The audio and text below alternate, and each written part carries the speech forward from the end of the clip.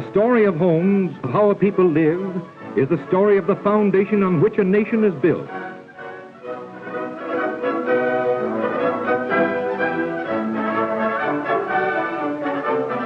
The United States is the most prosperous nation of modern times. It promises to every citizen equal rights to enjoy life, liberty, and the pursuit of happiness. And yet, 10 million American families, one-third of the human resources of American democracy, are today living in slums.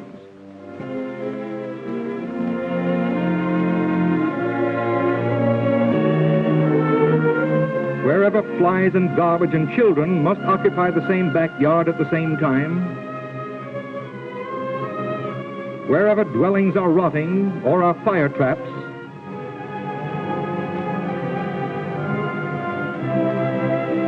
wherever privy vaults are open or water supplies are unsanitary,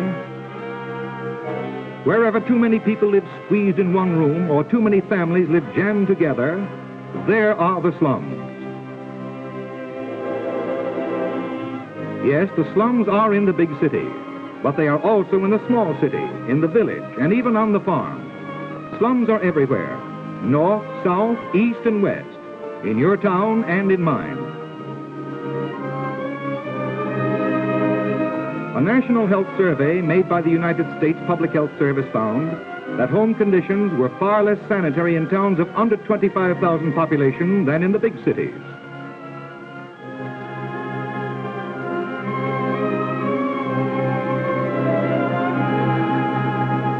They also found that sickness, delinquency, and the normal growth of children are closely related to the conditions of the homes in which they live. Slums cost money. They drive up the taxpayers' costs for fire, police, and health protection. They drive down the city's income. First, because they rarely pay their own taxes. Second, because they constantly lower values and tax income from neighboring properties. Third, because they put to flight such people and such businesses as can afford to pay taxes.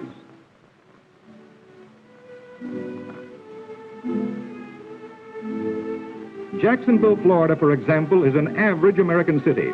Like hundreds of other progressive communities, it has its own slum problems. More than 7,000 of this city's families are compelled to live in unfit homes and neighborhoods. Let's visit a while with a Jacksonville family caught in unfit housing, one which is typical of low-income families throughout America. That's not a particularly handy water supply for a woman who cooks, washes, and cares for a large family.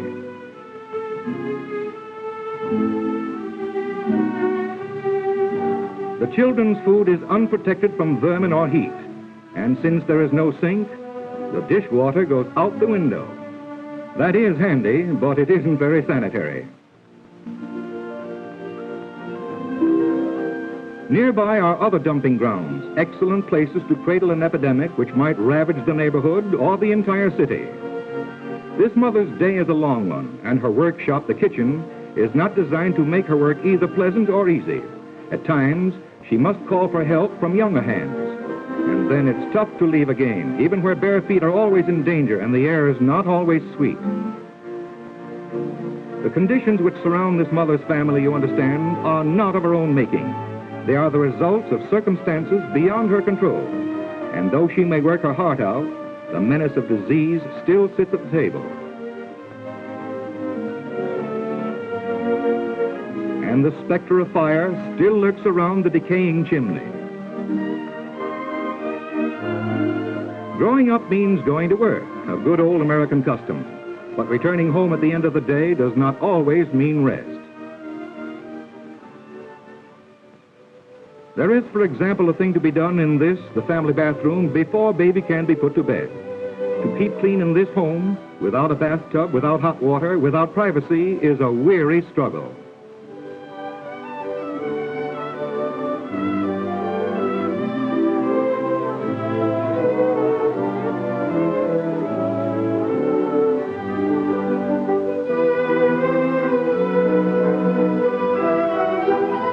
Here, an even more important sanitary factor speaks for itself.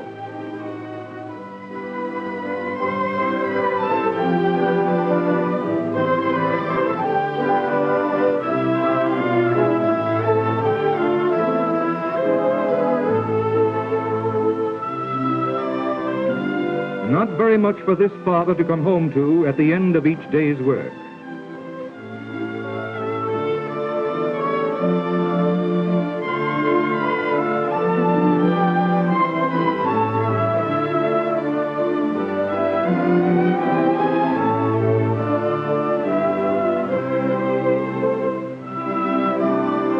Sundown and evening meal.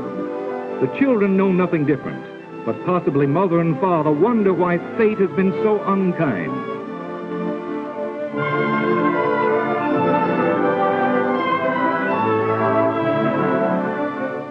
This is the normal and entirely unaltered daily life of a low-income family in Jacksonville. Its way of life is typical of the life of millions that are compelled to live in slums throughout America.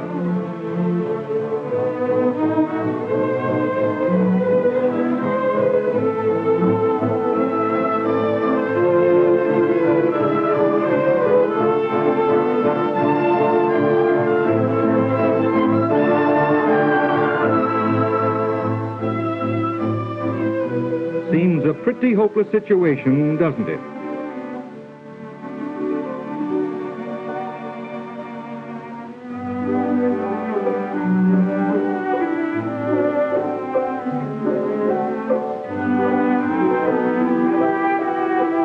Hopeless also for romance and the founding of a new home.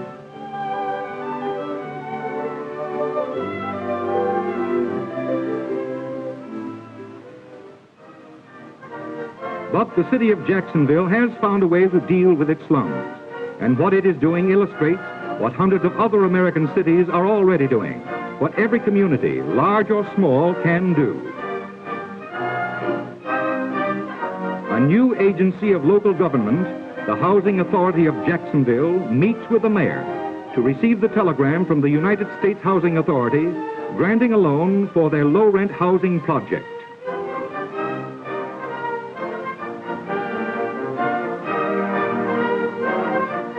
The USHA, under Administrator Nathan Strauss, will lend a local authority up to 90% of the cost of a project.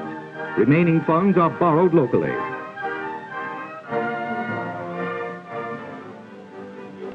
To clear bad slums, you must tear them down. You cannot tear them down unless you provide other dwellings to rehouse the people who live in slums.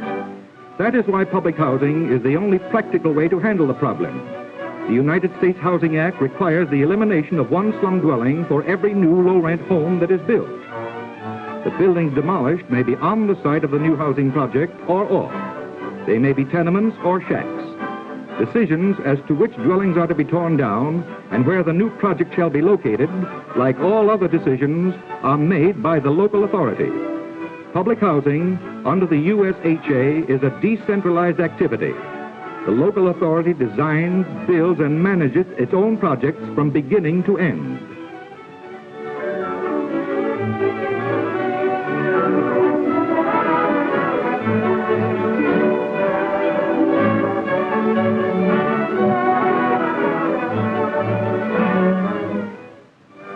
USHA technicians assist local planners.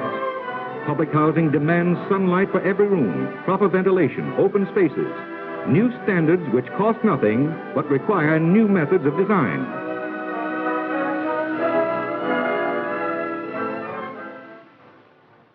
Public housing demands large-scale and ingenious planning. Suitable sites for low-rent housing are hard to find in the hilly city of Pittsburgh. The hilltops are the cheapest land and harbored some of the city's worst slums. Because of this, the Housing Authority of Pittsburgh has chosen 3 hilltop sites which must be graded before they can be made into a community asset. These large-scale public housing projects encourage new and less expensive methods of construction.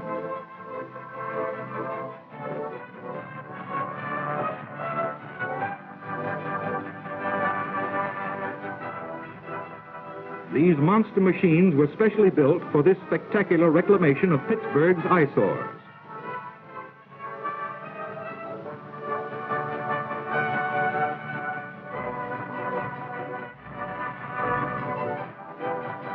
The dirt and small rocks are dumped into a pit, connected with a special conveyor.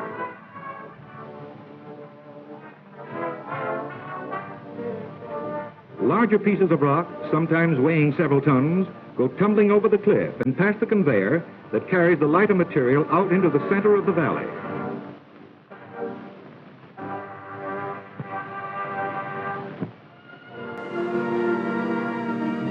Public housing is an investment. It creates new wealth. Of course, it clears slums and provides decent homes for low-income families. But it also puts men and money and materials to work, as on this project. It demands the services of contractors and architects. It steps up the production and shipment of building materials, fixtures, equipment. It furnishes sound investment opportunities for capital. It increases and protects the value of surrounding real estate. The money it releases stimulates all types of business. Low-rent housing built under the USHA program is low-cost housing. USHA-assisted projects have cut net cost about 1/5 below the cost of private builders in the same cities. This has been accomplished through mass purchase of materials, new methods of design and construction, no strike, steady wage agreements with labor.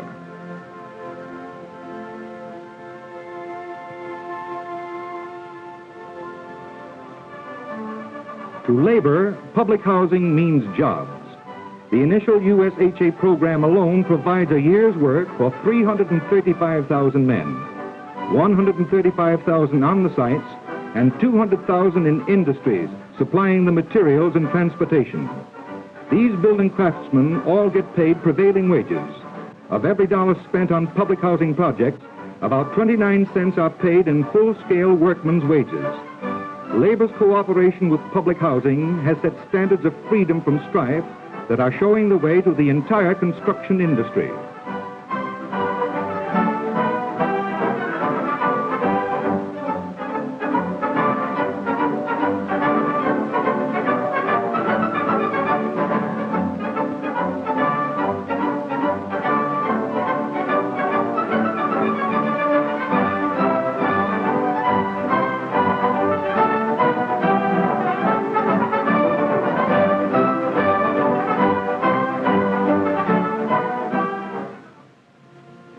But let's go back for another visit to our friends, the family in Jacksonville.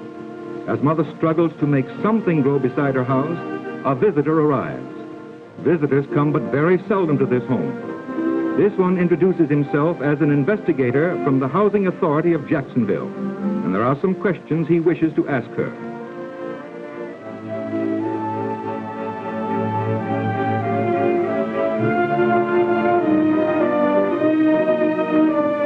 Here are some of the notations the investigator actually made of this interview. 8 persons living in 3 small rooms. 5 sleep in 1 room. No tub or shower. Toilet facilities inadequate and unhealthy. Oil lamps. Unsanitary conditions detrimental to health and morals of children. House in very bad condition and infested with rats, roaches, mosquitoes, flies, and bed bugs.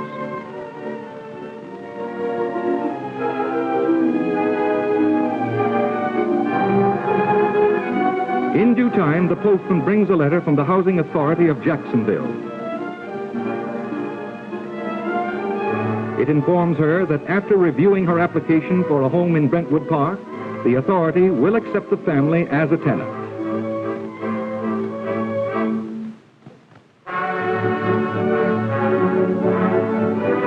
A happy day it is for every family that can escape from the misery of a slum home and environment.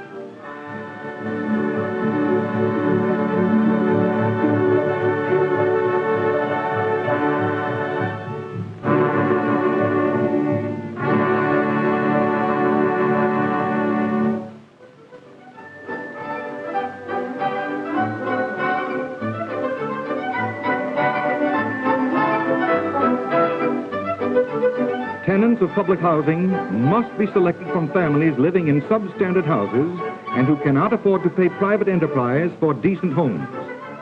USHA-aided housing cannot possibly offer competition to private builders or to private landlords who deal in decent housing. The average shelter rents, exclusive of utilities, in projects built under the USHA program range from about $6 per family dwelling per month in localities where construction and operating costs are low, to a maximum of about $17 per family dwelling per month where costs are high. These are lower than the average slum rents in the same communities and will accommodate families with incomes range $50 a year to an average of about $1,150 a year.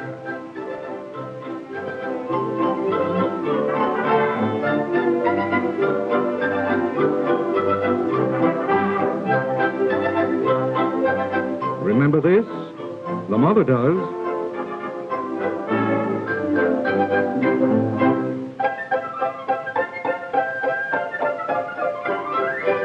The equipment provided is simple, designed solely to make possible clean and healthy living with the least effort and at lowest cost.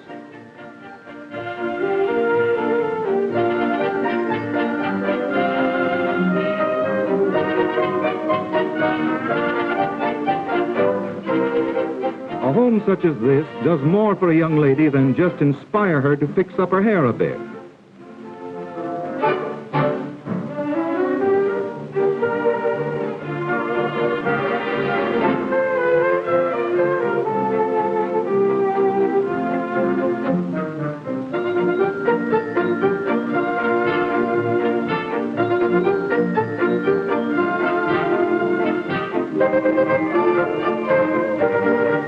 Clinics and hospitals, supported by taxpayers' money, will never be crowded with patients who sleep in clean, airy, sunny rooms such as this one.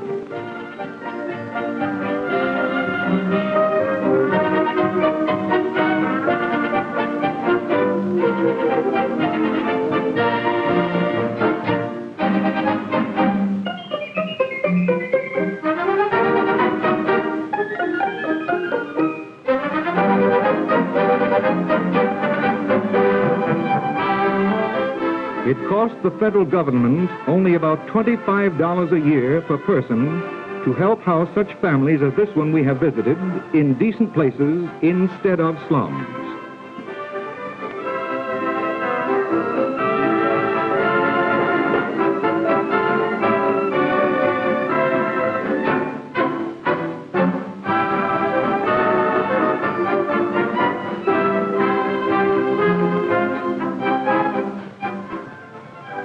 The one thing essential to clear slums and to provide low-income families with decent homes and space for play and community life is the annual subsidy from the federal government to the local housing authority. The city also does its share, making annual subsidies of not less than 1/5 of those from the federal government, generally through exempting the project from local real estate taxation.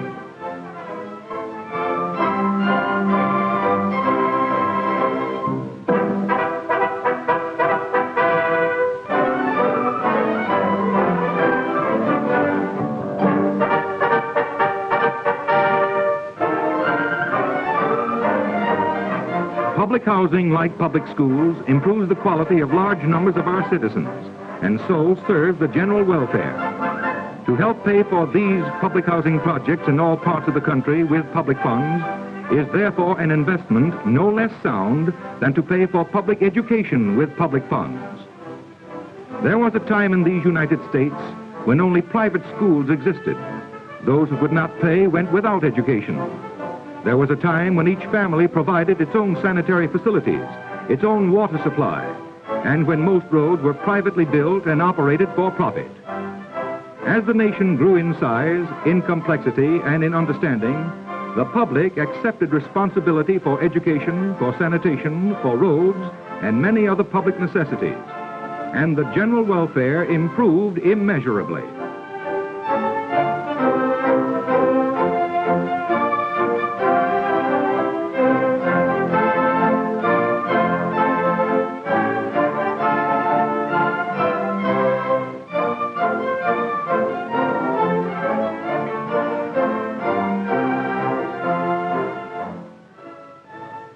Public housing is therefore in the best American tradition.